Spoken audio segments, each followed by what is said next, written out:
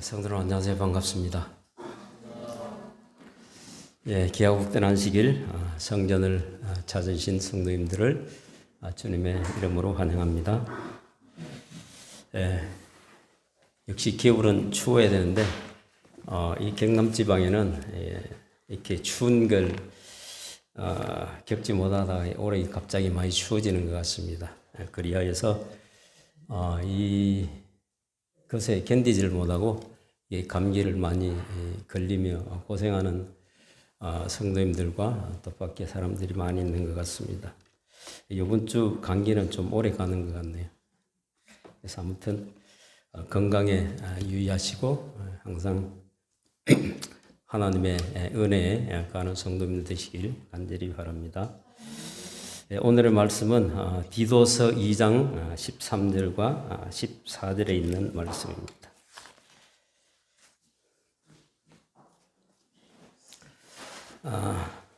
같이 펴 있으면 같이 읽어보실까요? 디도서 2장 13절과 14절에 있는 말씀입니다.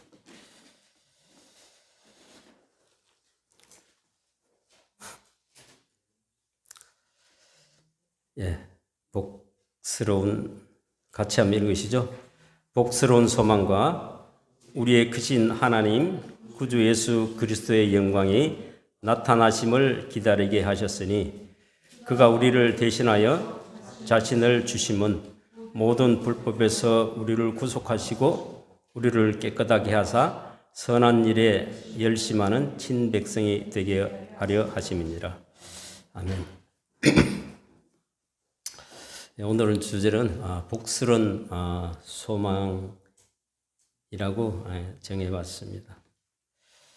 하나님께서 우리를 대신해서 자신을 주심은 우리를 불법에서 구원하시고 죄에서 구속하시며 자기의 백성 삼으시고 우리를 또 깨끗하게 하사 선한 일에 열심히 사용할 수 있는 주님의 귀한 백성으로 태어나기를 원한다고 이렇게 말씀하고 계시는 것 같습니다. 이것이 우리에게 주신 복스러운 소망이라고 이렇게 말씀하고 계시는 것 같습니다. 성도 여러분, 우리들의 삶에서 가장 중요한 것이 무엇일까요? 가장 큰 즐거움은 우리 주님의 은혜 안에 있을 때라고 여러분들 생각이 드시나요?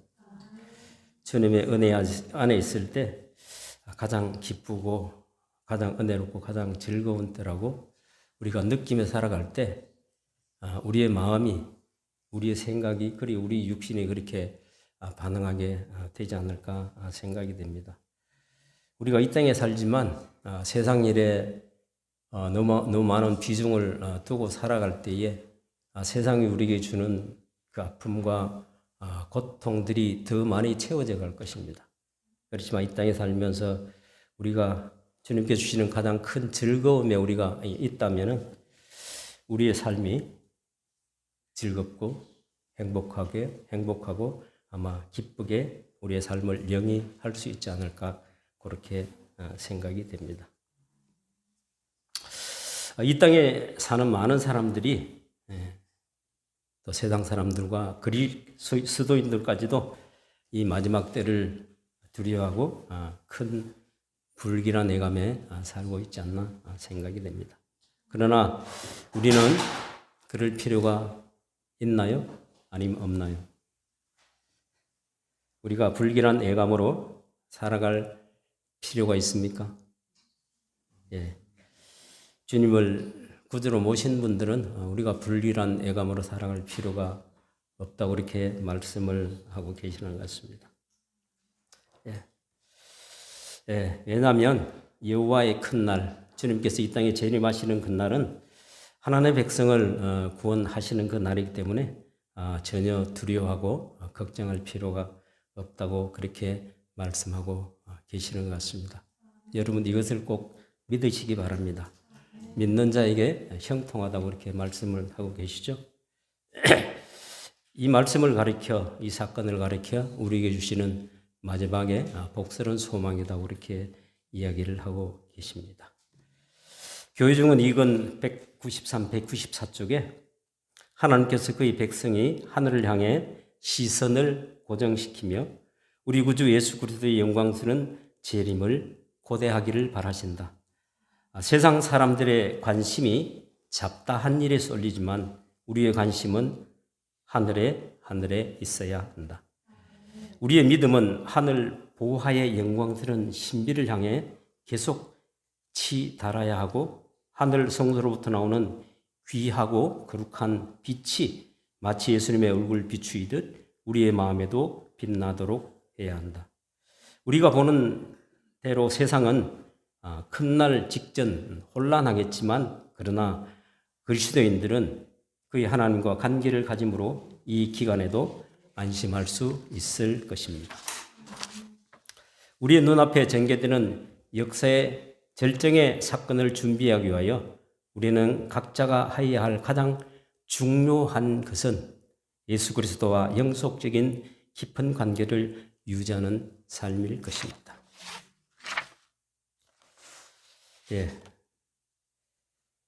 우리의 삶이 예수 그리스도로부터의 빛을 받은 자들로 이렇게 말씀을 하고 계십니다. 우리가 빛의 자녀로서의 삶이 우리를 통해서 나타낼 때 우리가 섬기는 예수 그리스도의 이름을 높이는 삶이 되지 않을까 그렇게 생각이 됩니다. 우리가 그런 믿음을 가지고 이 땅에 살아갈 때 큰 날이 우리에게 다가올지라도 우리는 전혀 두려움이 없으리라고 그렇게 말씀하고 계시는 것 같습니다. 우리의 삶이 매일매일 삶이 복스러운 예수 그리스도와 깊은 관계를 유지하며 살아갈 때 그것이 가능하게 되지 않을까 생각이 됩니다. 성도 여러분, 예수님께서는 나의 주님이신가요? 아니면 다른 사람의 주님이신가요? 여러분들의 주님이시죠? 또한 나의 주님이시기도 합니다. 예수님께서 나에게 생명, 즉 영생을 주신 분이 확실을 하니까요. 우리가 그것을 확실히 믿고 있기 때문에 이 귀하고 복된 안식일이 이 자리에 있고 이 자리를 통하여 우리가 하나님과 교통과 소통하는 시간을 갖게 되니까요.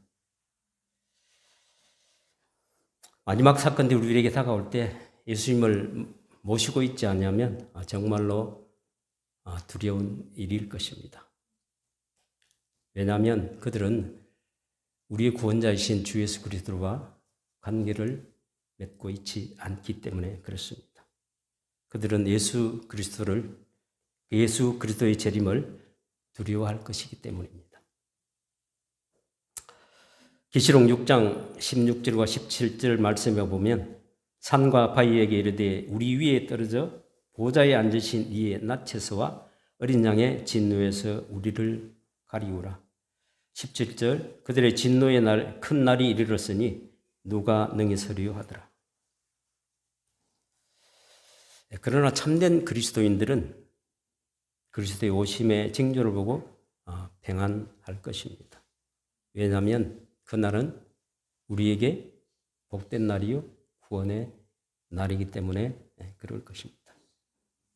요한일서 4장 18절 말씀에 사랑 안에 두려움이 없고 온전한 사랑이 두려움을 내어 쫓나니 두려움에는 행별이 있음이라. 두려워하는 자는 사랑 안에서 온전히 이루지 못하였느니라. 여러분들 사랑하고 계시나요? 누구를 사랑하시나요? 이 땅을 사랑하시나요? 안 그러면 형제를 사랑하시나요? 하나님을 사랑하시나요? 말씀에 사랑 안에는 두려움이 없다고 이렇게 말씀하고 계십니다. 두려움이 없다는 말은 하나님께서 우리를 사랑하시고 우리가 하나님의 말씀에 순종하며 하나님의 말씀을 사랑할 때 두려움이 없다고 여기지지 않을까 생각이 됩니다. 그리고 사랑 있는 자에게는 그에게 주어진 두려움도 물리친다고 이렇게 말씀을 하고 계십니다. 그렇기 때문에 우리는 전혀 두려우면서 살 필요가 없다는 말씀이 되겠죠.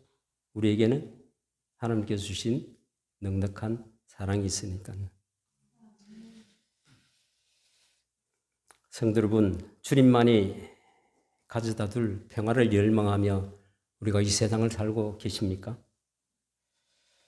그러면 주님이 여러분의 생애의 주인이라는 것을 확실히 인지할 필요가 있을 것입니다. 그리스도를 구세주와 주님으로 받아들이는 것만큼 그리스도의 재림을 위하여 준비하는 것이 없을 것입니다. 우리가 재림을 준비한다고 하면서 그리스도와 깊은 교제와 연관이 없다면 두려운 날이 이를 때에 우리는 그것을 기쁘게 확실하게 영접하지 못할 것입니다.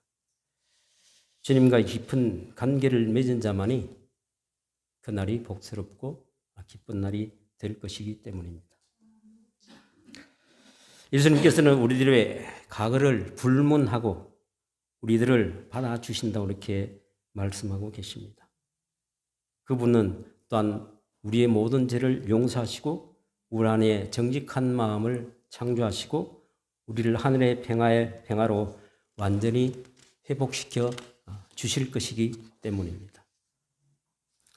1증언 507쪽에 법률가, 기술자, 농부, 상인, 강단에 선 목사들조차 평화와 안전을 부르짖지만 실상은 멸망이 신속하게 그들에게 이르러 오고 있다. 인자가 하늘 구름을 타고 신속히 오시리라고 믿는 믿음을 참된 그리스도인들은 생애 일상 사업에 태만하게 하거나 부주의하게 하지 않을 것이다. 우리가 이 말씀에 인자가 하늘 구름을 타고 신속히 오시리라 생각을 한다면 우리의 일상 생활이 어떻게 되어져 가야 되나요? 태만하게 여겨지실 것이 아닙니다. 우리가 항상 말씀에 의지하여 그것을 준비하고 주님의 오심을 기다리며 살아가는 마지막 남은 주의 백성들이 아니겠습니까? 우리가 하나님의 백성이라면 그리스도를 구세주로 받아들이는 데 필요한 방법들을 이야기를 한다면 이렇게 하지 않을까 생각이 됩니다. 첫 번째로 하나님께서 당신을 사랑하신다는 것을 믿으시기 바랍니다. 하나님께서 여러분들을 분명히 사랑하고 계십니다. 누군가가 당신을 사랑하는지 의아해 본 적이 있으신가요? 아무도 당신에 관해서 전혀 관심을 가진 자가 없는 것처럼 느껴질 때가 계시나요? 아마 그럴 때가 있지 않을까 생각이 됩니다. 그러나 우리의 친구 되신 예수님께서 갈보리의 십자가에 돌아가셨을 때 우리를 사랑하셨음을 증명해 보이셨습니다. 우리가 혼자 있을 때라도 혼자 남들이 나에게 관심을 가져주지 않는 그 상황에 있을지라도 주님께서는 언제나 우리와 함께 계셨고 우리의 손을 꼭 붙드시고 언제나 주님의 은혜 품으로 우리를 이끄시는 것을 우리가 경험하고 체험하지 못할 뿐이지 주님께서는 항상 그렇게 하셨다는 것을 우리가 온전히 믿으시기 바랍니다. 요한복음 3장 16절 말씀에 잘 아시죠? 하나님이 세상의 이처럼 사랑하사 독생자를 주셨으니 이는 저를 믿는 자마다 멸망치 않고 영생을 얻게 하려 하십니다. 하나님께서는 우리가 아직 죄인 되었을 때에 우리를 사랑하셔서 우리를 소망 없는 상태로 버려 두시지 않으셨습니다. 만일 우리가 하나님의 사랑이 의심날 때마다 우리 모두는 십자가를 쳐다보아야 할 것입니다. 우리가 무엇이 보이며 무엇이 생각이 납니까? 예수님께서는 십자가를 지실 필요가 없으셨음을 여러분들은 잘 아시죠? 네. 그분은 우리에 대한 크신 사랑 때문에 그분께서는 그토록 무서운 십자가를 홀로 주셨습니다.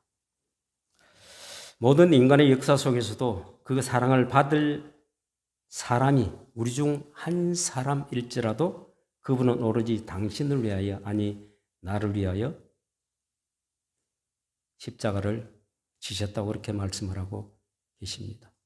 그렇게 여러분은 사랑받을 만한 분이시고 소중한 분이십니다. 네. 그렇기 때문에 우리는 결코 실망해서는 안 되죠. 넘어질 때마다 다시 일어서셔 주님께서 약속된 그 말씀을 꼭 붙들고 앞으로 전진하는 삶이 되시길 바랍니다. 그것이 우리의 소망이요. 주님께서 우리에게 바라시는 그 마음이 그것이 아닌가 생각이 됩니다. 그것이 곧 하나님의 사랑. 아까 공집사님께서 기도 중에 말씀하셨듯이 하나님의 사랑은 높고 깊고 그 깊이를 측량할 수가 없을 것입니다. 두 번째로는 성령께서 당신을 회개케 하실 겁니다. 회개는 죄를 슬퍼하며 죄에서 돌아서는 것입니다. 참된 회개는 창조주 하나님께서 그 아들을 이 땅에 보내사 우리 죄를 위해 십자가에 돌아가시고 그 값을 치르게 하셨다는 것을 알 때 우리는 우리의 죄가 얼마나 크고 무서운지 깨닫게 되고 우리의 삶을 온전히 주를 위해 살게 될 것이라고 생각합니다. 우리의 죄로 인하여 주님께서 십자가에 돌아가셨음을 우리는 잘 알고 계십니다. 우리의 죄 하나로 인하여 한 분의 생명이 돌아가셨음을 생각을 할 때 우리의 죄가 얼마나 크고 무거운지 다시 한번 깊이 생각해 보는 말씀이지 않을까 생각이 됩니다. 우리의 생각과 우리의 마음으로서는 이 같은 회개를 전혀 생각해 낼 수가 없을 것입니다. 그것은 하나님께서 우리에게 회개의 마음을 허락하실 때만 가능하지 않겠습니까? 사도행전 5장 31절 말씀에 이스라엘로 회개케 하사 죄의 사함을 얻게 하시려고 그를 오른손으로 높이사 임금과 구두로 삼으셨느니라. 이스라엘로 회개케 하신 것은 이스라엘 백성이 죄의 사함을 얻게 하시려고 그렇게 했다고 말씀하고 계십니다. 동일한 우리에게도 똑같이 적용되는 그런 말씀이죠. 우리로 구원을 얻기 위하여 제사함을 얻게 하시려고 주님께서는 우리를 회개케 하신다고 이렇게 말씀을 하고 계시는 것 같습니다. 성령으로 하여금 경건한 회개로 인도하게 하면서 하나님께서 그 죄에서 우리를 돌이키게 한다고 이렇게 말씀하고 계시는 것 같습니다. 세 번째, 우리의 죄악을 자백하는 것입니다. 성령께서 우리로 죄를 자백하게 인도할 때에 우리의 마음이 성령의 인도를 따라 우리는 우리의 죄를 자백하게 될 것입니다. 요한일서 1장 9절 말씀에 만일 우리가 우리 죄를 자백하면 저는 기쁘시고 의로사 우리 죄를 사하시며 모든 불의에서 우리를 깨끗게 하실 것이요. 하나님께서는 우리의 안에 있는 모든 죄악들을 주님께 내려놓기를 원하고 계십니다. 그러면 주님께서 우리를 의롭게 여기신다고 이렇게 말씀을 하셨고 우리를 또 예쁘게 보신다고 이렇게 말씀을 하고 계십니다. 우리들의 아이들이 똑같은 마음이 거의 같은 마음이지 않나 생각이 듭니다. 우리 자녀들이 잘못을 했을 때 그 잘못을 부모에게 이야기를 하고 용서를 구할 때 그 부모는 어떤 마음이 들까요? 기특하고 대견하고 사랑스럽다는 마음이 생기겠죠? 하나님께서 똑같은 그런 마음이시지 않을까 생각이 듭니다.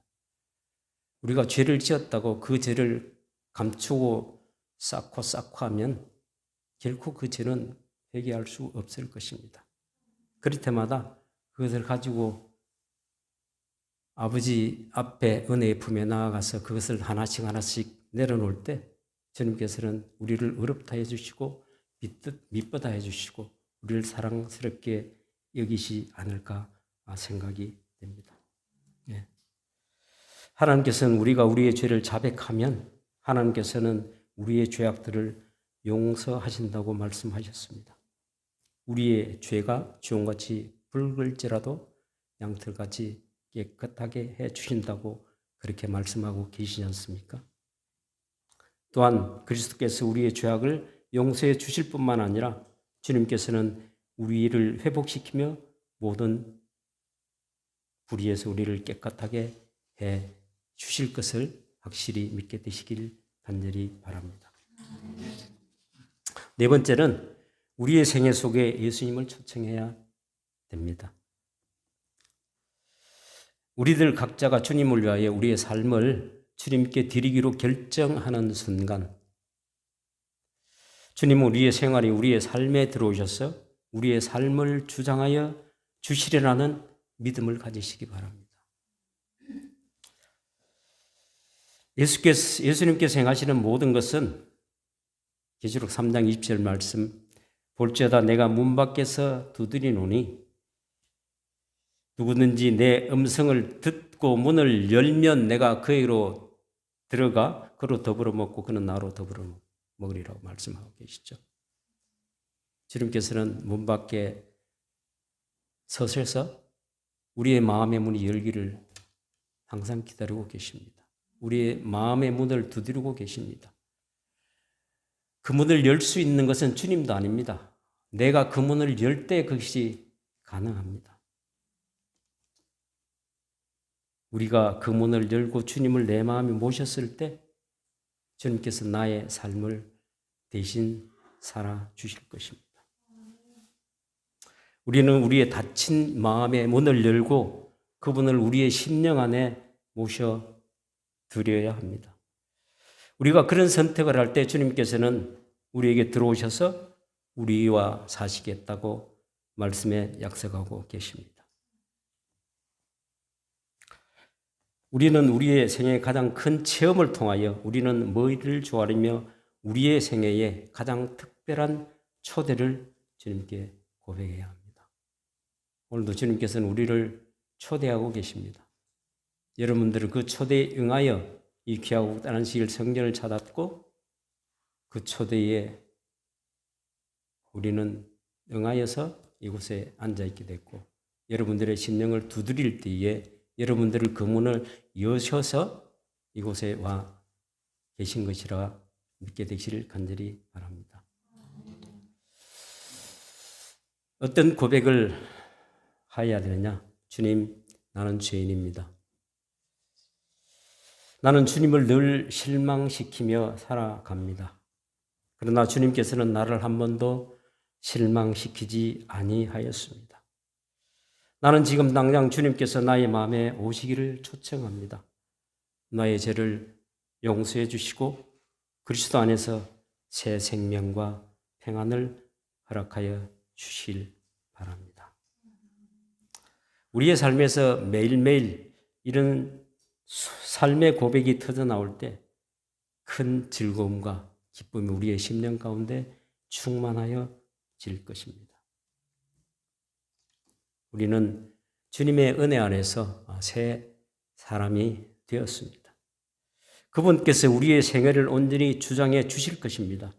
우리가 주님을 초대하면 우리의 생애에 들어오시겠다는 주님의 약속을 믿고 의지하시기 바랍니다. 주님께서 우리의 삶에 함께 하심을 굳게 믿으시기 바랍니다.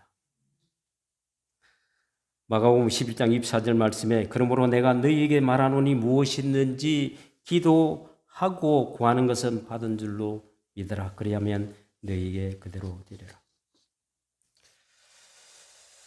우리가 기도하고 때로는 그것을 기다리지 못하는 때가 너무나 많이 있는 것 같습니다. 주님께서는 마가복음 11장에 있는 말씀처럼 그것을 분명히 이루어 주신다고 이렇게 말씀하고 계시는데 우리가 그것을 참지 못하고 기다리지 못해서 그것이 이루어지지 않는 일이 너무나 많이 있는 것 같습니다. 이 말씀을 생각할 때 우리가 무엇이든지 주님께 간구하고 기도하면 그것을 넉넉히 기다릴 줄 아는 그런 기다리는 마음이 우리에게 필요하지 않을까 생각이 됩니다. 하나님께서는 우리에게 가장 좋은 것, 가장 선한 것을 가리켜 우리에게 주신다고 이렇게 말씀을 하고 계시지 않습니까? 그것을 기다릴 때 그것이 우리의 것이 되고 우리의 축복으로 되돌아오지 않나 생각이 됩니다. 사랑하는 성도 여러분, 우리는 믿어야 됩니다. 믿지 않으면 그 모든 일들이 다 이루어지지 않습니다. 만일 우리가 믿으면 그것은 현실로 일어난다고 이렇게 말씀하고 계시잖아요. 의심하지 마시기 바랍니다. 왜냐하면 예수님은 우리의 주님이시며 우리의 구원자이시기 때문입니다.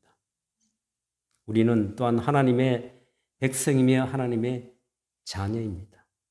우리는 예수님의 오심에 대해 준비해야 할 것입니다. 요한일서 5장 11절과 13절 말씀에 또 증거는 이것이니 하나님 우리에게 영생을 주신 것과 이 생명이 그 안에 있는 것이니라. 아들이 있는 자에게는 생명이 있고 하나님의 아들이 없는 자에게는 생명이 없느니라. 내가 하나님의 아들의 이름을 믿는 너희에게 쓴 것은 너희로 하여금 너희에게 영생이 있음을 알게 하려 함이라. 이 얼마만한 확신의 말씀입니까? 아들이 있는 자에게는 생명이 있다고 그렇게 말씀하고 계십니다. 이 생명은 우리가 육신으로 살아가는 그런 생명이 아닙니다. 하나님께 주시는 아담과 하와가 다 지음을 받던 그 생명일 것입니다. 우리는 하나님과의 관계에 관하여 의심하는 우리의 영적 생애를 가질 필요가 전혀 없을 것입니다. 예수님께서 우리의 생애에 들어오셨을 때 영생이 지금 곧 우리의 것이라는 것을 확신을 가질 필요가 있을 것입니다. 우리의 희망과 믿음은 우리의 생애를 주관하시는 예수 그리스도 안에 있을 때 가능하다고 이렇게 말씀하고 계시는 것 같습니다. 우리는 주님의 재림을 학수고대하며 예수님을 만나고 싶어 합니까? 여러분 그러나요? 네. 우리의 주님의 재림이 우리 많이 기다리죠. 그런데 그거를 확신한 자만 그것이 믿음으로 현실화 된다고 이렇게 말씀을 하고 계시는 것 같습니다. 그것이 오늘의 주제절 말씀인데 복스런 소망이라는 것이죠. 예수님을 우리의 주인으로 모시고 살 때 그 복스러운 소망이 우리의 것이 된다고 이렇게 말씀하고 있는 것 같습니다. 그 희망과 평화가 그리스도 안에서 우리의 것이 되시기를 간절히 바랍니다.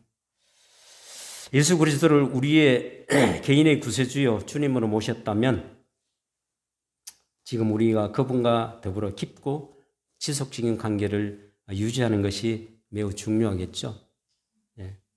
기쁜 소식은 주님께서 우리와 더 좋은 사귐을 갖기를 원하신다는 것입니다.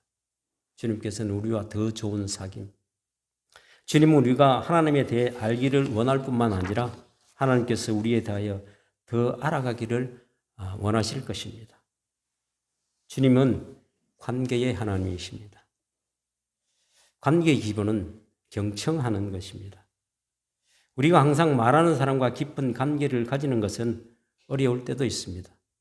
그런 관계를 가지는 것도 어려울 때도 있습니다. 하나님께서는 성경적 말씀을 통하여 우리에게 말씀하시고 계십니다.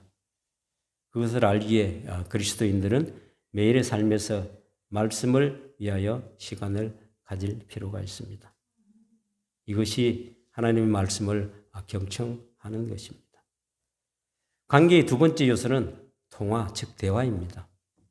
우리는 말씀을 연구하고 우리에게 말씀하시는 하나님의 음성을 경청하는 것이 필요할 뿐 아니라 우리는 또한 하나님께 말하여야 합니다. 우리의 대화는 기도로 이어집니다.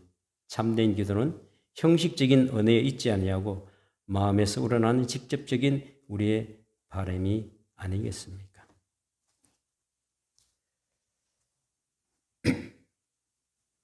여러분, 우리가 하나님과 소통하고 대화할 수 있는 유일한 방법은 말하는 것, 기도를 통하는 것이겠죠.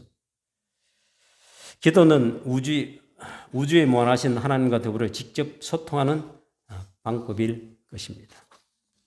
요한 3서 1장 2절 말씀에 사랑하는 자여 내 영혼이 잘됨 같이 내가 범사에 잘되고 강건하기를 내가 간구하노라. 어떤 사람은 기도가 오직 위급한 상황을 위한 것이라고 생각합니다. 기도는 단지 하나님께 무엇을 구하는 것, 그 이상의 무엇입니다. 기도는 하나님과 교제하는 것이다 이렇게 말씀하고 계십니다.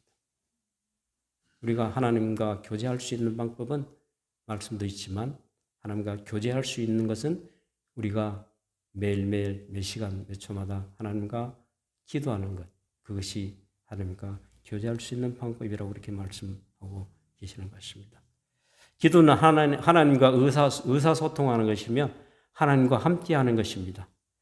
우리가 삶에서 상대방과 이야기를 함으로써 우리가 그 사람을 파악해 가지 않습니까? 우리가 서로 대화를 하면서 상대방을 파악해 나간다고 이렇게 말씀하고 계십니다. 우리는 이와 같은 방법으로 우리도 하나님을 알게 되어가지 않을까 생각이 됩니다. 기도가 가져오는 가장 귀한 결과는 악에서 건짐을 받거나 몹시도 열망하는 것을 확보하는 게 아니라 하나님을 온전히 알아가게 된다는 것입니다. 기도는 악에서 건짐을 받거나 몹시도 어떤 열망하는 것을 내가 그 기도를 통해서 확보하는 것이 아니라 하나님을 온전히 알아가게 된다는 것, 그것이 기도라고 이야기를 하고 있는 것 같습니다. 기도는 대화이면서 우리가 기도를 통해서 하나님의 그 크고 넓으신 사랑을 알아가게 된다는 것이 얼마나 큰 유익인지 우리에게 모르겠습니다. 복음 320쪽에 영혼의 신실한 기도로 말미암아 무한하신 하나님의 마음과 연결되기 때문이다. 그대는 그분의 임재를 느낄 수 없을지 모르지만 구주께서는 사랑과 동정으로 그대 위에 친히 나타나 계시는데 이것은 확실한 사실이다. 그대가 그리스도의 분명한 손을 만질 수는 없어도 그분의 손은 사랑과 동정으로 그대를 덮고 있는 것이다. 우리가 전혀 그것을 느끼지를 못할지 모르지만 하나님께서는 우리를 항상 터치하고 하나님의 사랑의 은혜로 우리를 품고 계신다는 그 말씀인 것 같습니다. 우리가 지금 주님을 우리가 손으로 만질 수는 없죠. 그렇지만은 항상 주님의 손은 나의 마음에, 나의 삶에 항상 우리를 터치하고 계신다는 것을 생각하면 좋을 것 같습니다. 목사 191쪽에 우리의 유일한 안전책은 하나님께서 우리 자신은 물론 우리 형제들까지도 지켜주실 것이라고 믿으면서 깨어 기도하고 서로 충고하는 것이다. 하나님께서는 우리가 그분의 말씀의 신실한 연구자요 실천자가 될 때 우리를 위하여 일하실 것이다. 그렇게 쓰여져 있습니다. 그 다음에 관계를 형성하는 세 번째 요소는 관계를 맺는 분과 더불어 시간을 보내는 것입니다.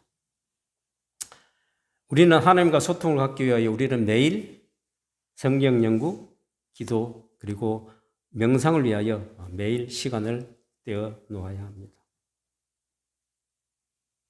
우리가 바쁜 스케줄로 인하여 하나님과의 특별한 시간을 생략하기 쉬울 때가 많이 있을 것입니다. 그러나 우리가 이런 시간을 갖지 않는다면 우리의 관계가 유지되지 못할 것입니다. 예를 들어서 우리가 관계를 유지하고 싶은 분과 계속적인 만남이 이루어지지 않는다면 그 관계가 지속이 될 수가 있을까요? 우리에게 여러 분의 형제들이 있습니다. 그러나 그 형제들을 자주 만나는 형제들하고 그렇지 못한 형제들하고 소통이 잘 되나요? 물론 소통은 되겠죠. 그렇지만 지속적인 관계가 이루어지지 않을 것입니다. 우리 믿음 안에 있는 형제들은 내 권력인 형제보다 더 가깝다 그렇게 말씀을 하고 계시죠. 왜냐하면 일주일에 적어도 3일 정도는 얼굴을 보니까요. 예. 그렇죠. 예. 예, 이것이 우리의 생애에서 가장 중요한 관계이기 때문에 하나님과 우리의 관계를 위하여 날마다 적절한 시간을 내야 된다고 이렇게 말씀을 하고 계시는 것 같습니다. 우리가 시간을 내지 않고 하나님을 만날 수 있는 방법은 전혀 없습니다. 우리가 시간을 내어 하나님을 만날 때만이 그 시간이 하나님께서 우리에게 주시는 가장 기쁨의 시간이요, 가장 소중한 시간이다 그렇게 말씀을 하고 계시는 것 같습니다.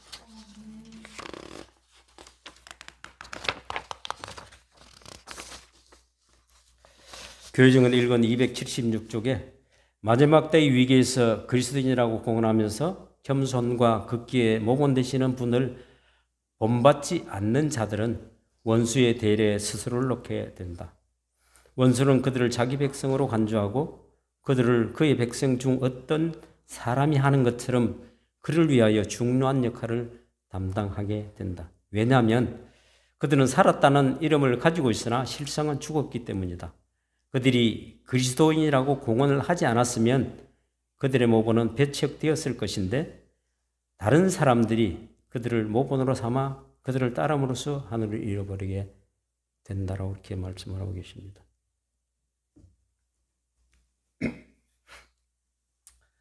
이 말씀은 우리가 그리스도 공언하면서 다른 사람을 잘못된 길로 인도할 수 있다는 그 말인 것 같습니다.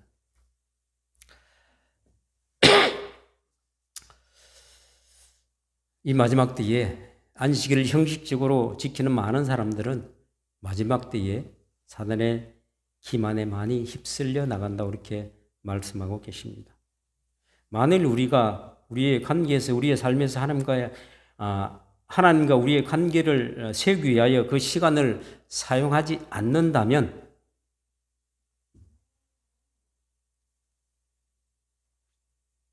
우리가 매일매일 안식일 지키고 이전에 나와서 주님을 모시는 것이, 주님을 섬기는 것이 완전한 시간 낭비라고 그렇게 말씀할 수가 있지 않을까 생각이 됩니다. 만일 우리가 예수님을 우리의 생애의 주인으로 모신다면 우리는 준비된 성도임을 믿으시기 바랍니다.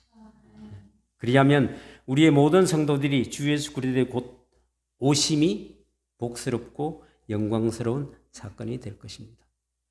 그 사건이 우리에게 이르러 올 때 주님과의 관계가 형성이 되어 있다면 주님과 우리의 삶에서 대화가 지속이 되고 만남이 계속이 되고 교제가 계속이 된다면 그날이 이르러 오더라도 결코 두려움이 없다는 것이죠. 우리 모두 주의 부르심을 입은 성도들입니다.